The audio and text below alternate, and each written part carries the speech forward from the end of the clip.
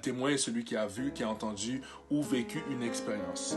Et du fait de cette expérience, il a une certaine perspective des événements. Nous connaissons tous ce verset dans Matthieu 24, verset 14, qui dit « Cette bonne nouvelle du royaume sera prêchée dans le monde entier pour servir de témoignage aux nations, alors viendra la fin. » Mais quelle est cette bonne nouvelle? J'aime bien l'histoire de la femme samaritaine car elle était éperdument à la recherche de l'affirmation des hommes. Elle tentait d'étancher cette soif en elle qui ne pouvait être étanchée qu'en rencontrant Dieu.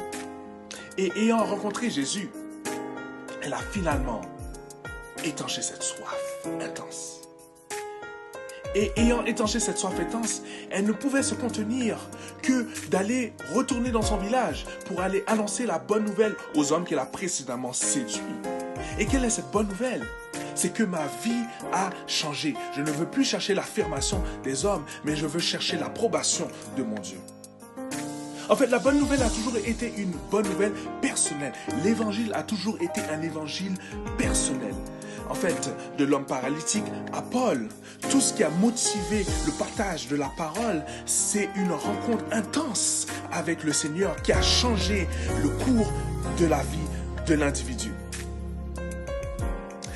L'évangile, c'est que Jésus est rentré dans ma vie, a changé ma vie, et aussi peut rentrer dans ta vie et changer ta vie. Mais l'évangile est aussi que Jésus a complètement contrôle du cours de l'histoire.